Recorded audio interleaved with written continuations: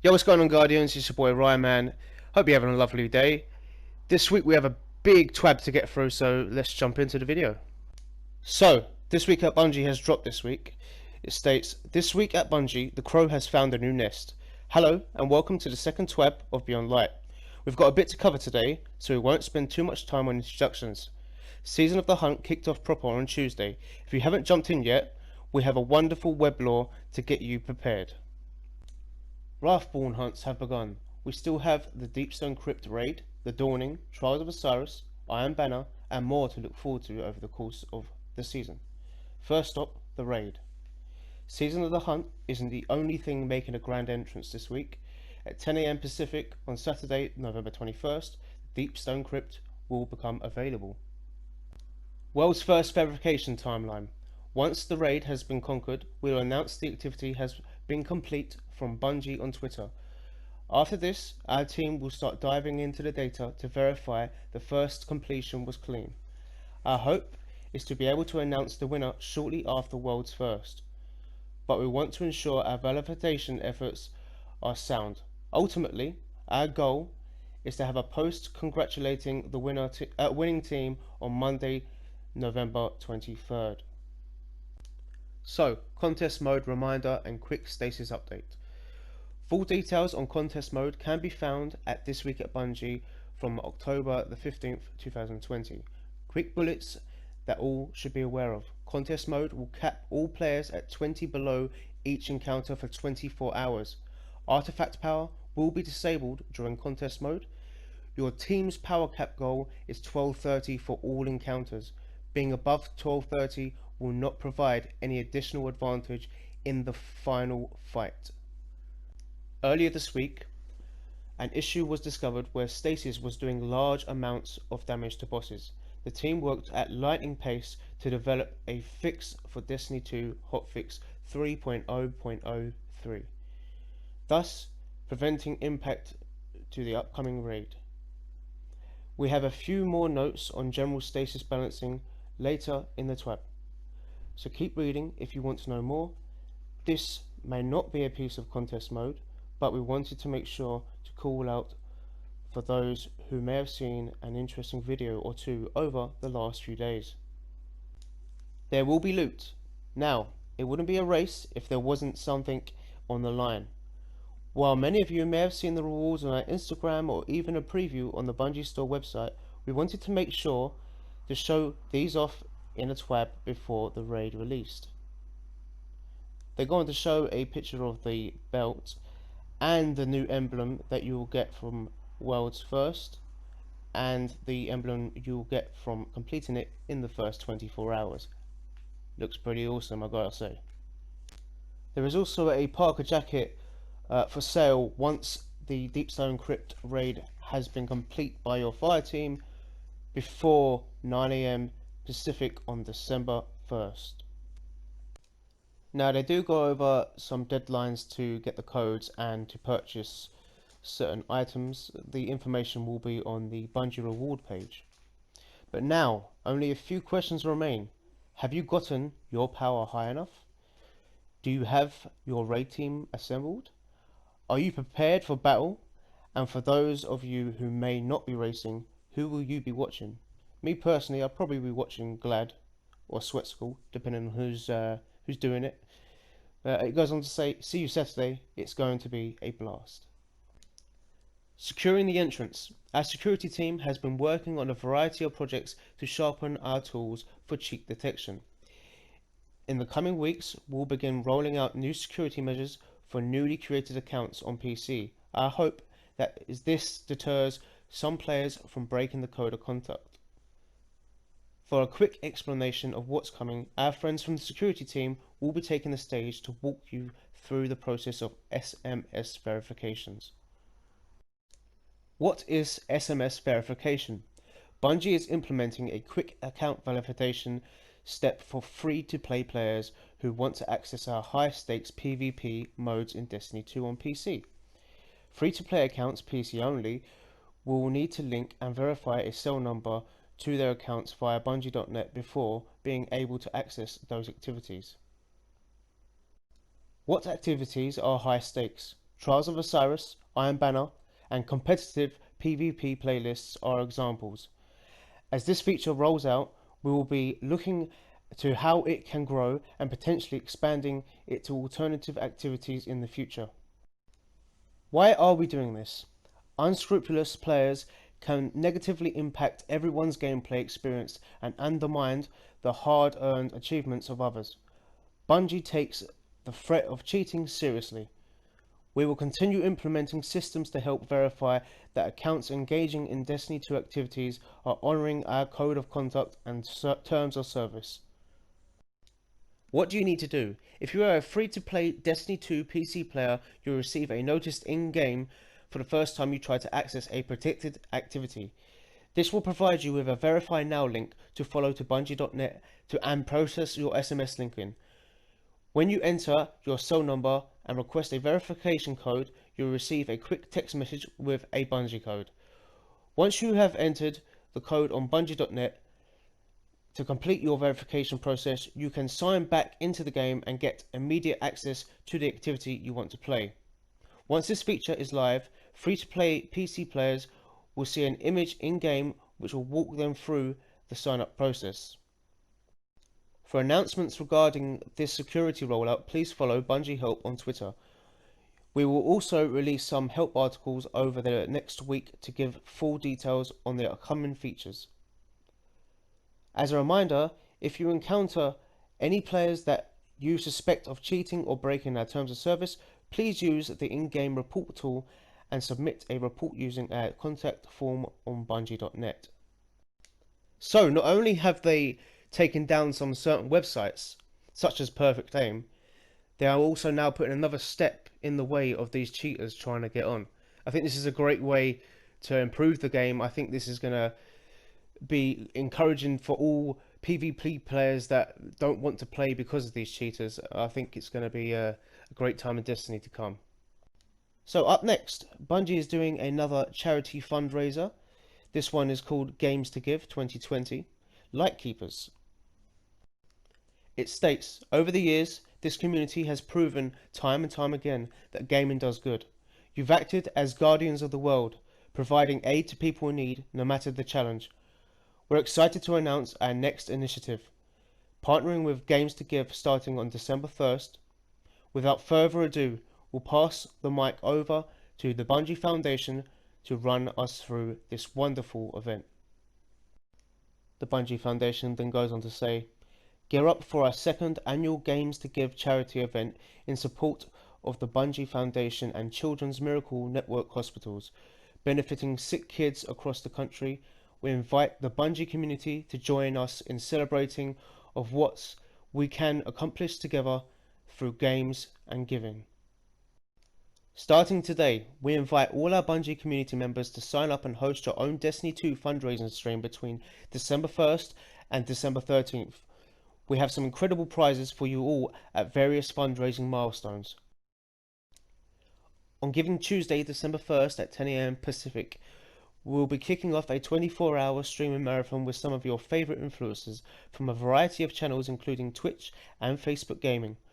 We'll have featured live streams taking place throughout the entire 2-week campaign, so be sure to follow us at Bungie Love to receive the latest information. We are excited to share the sweet prizes we have to thank our donors for their amazing contributions to help kids. Check them out. So, a $25 donation will earn you the 2019 Mist Blossom emblem and Guided Shell Exotic Ghost.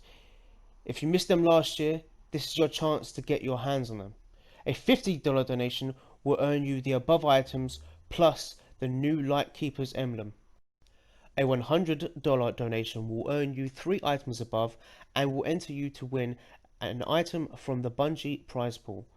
Prizes include GameStop Games gift cards from US and Canada only, Destiny 2 Beyond Light Digital Deluxe Edition, and the Destiny 2 Beyond Light Physical Deluxe Edition. Best of all, 100% of donations go directly to charities. All in-game digital incentives will be automatically redeemed via donors. Bungie.net ID will appear in the Destiny Collectors tab on or after Tuesday, December 1st. This year, We have also partnered with the online fundraising platform Amaze. Gamers from around the world can enter for their chance to win $20,000 to create the ultimate gaming rig and support this fundraising initiative. More details will come leading up to our campaign's launch. As we head into the holiday season, we want to extend our heartfelt gratitude to each and every one of you who continue to bring smiles, joy, and hope for little lights everywhere. We hope you see yourself reflected in this mantra and hold it dear.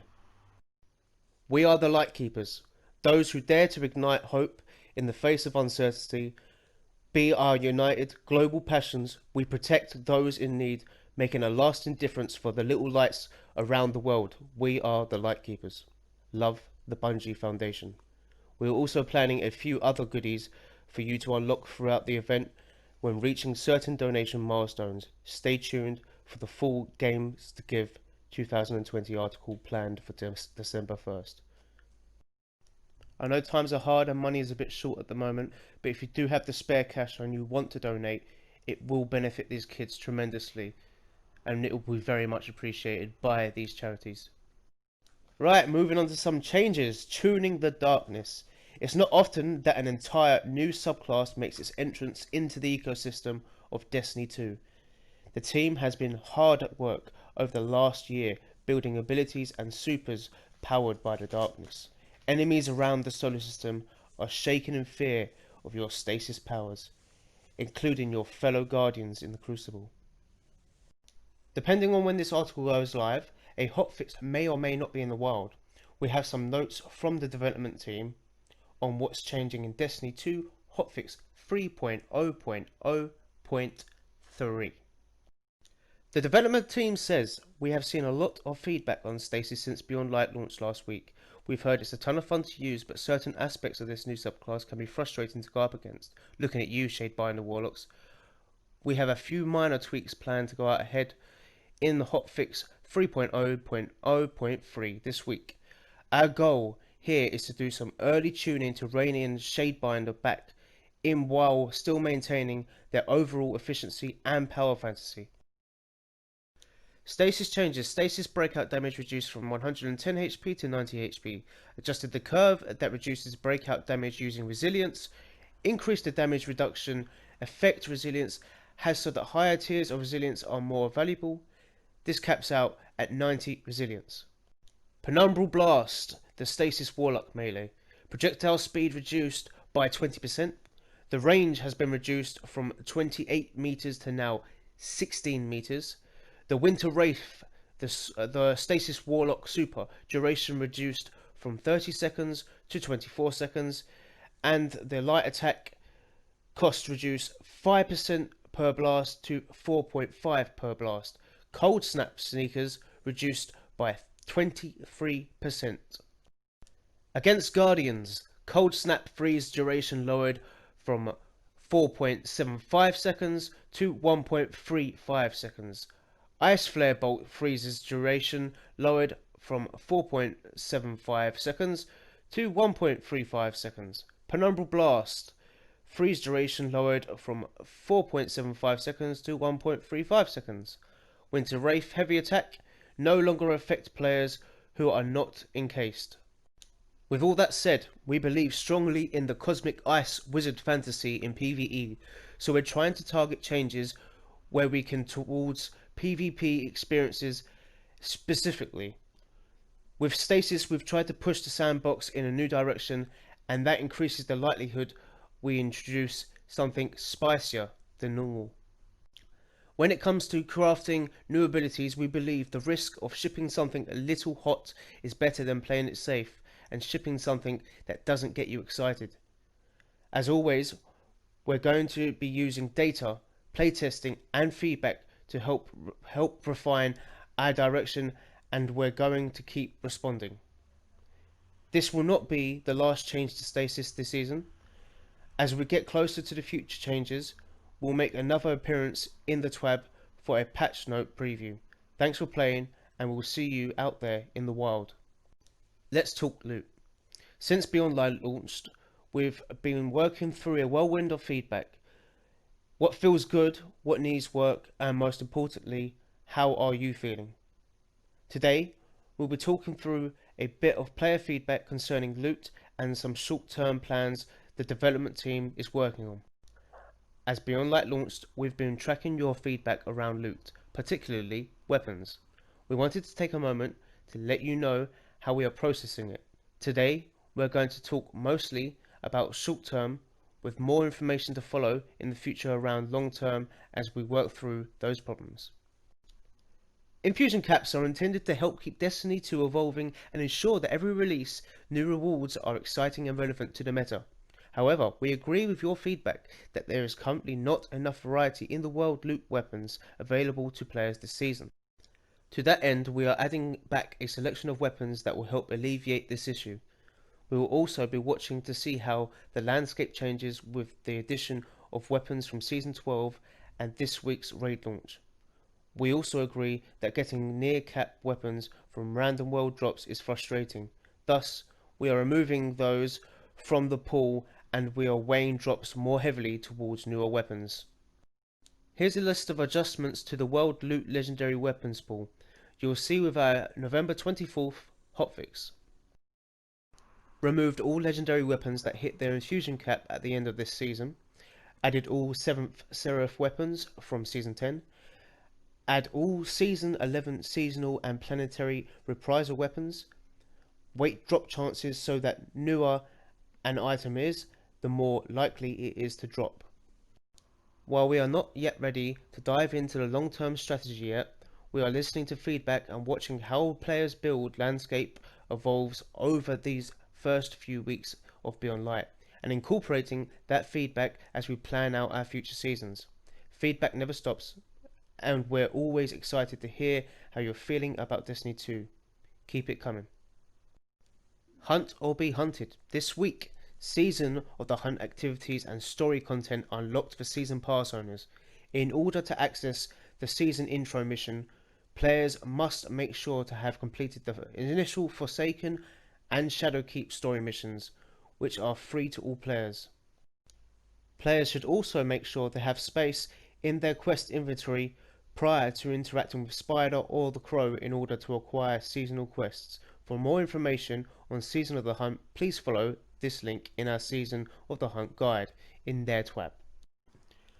Artifact pickup. We are currently investigating an issue causing players who acquired the seasonal artifacts before completing the full New Light Tower introduction to be blocked from progressing in the Season of the Hunt story and missions. New Light players should be sure to complete the full tower introduction prior to picking up the seasonal artifact from Zavala's office. We are continuing to monitor for reports of veteran players encountering this issue.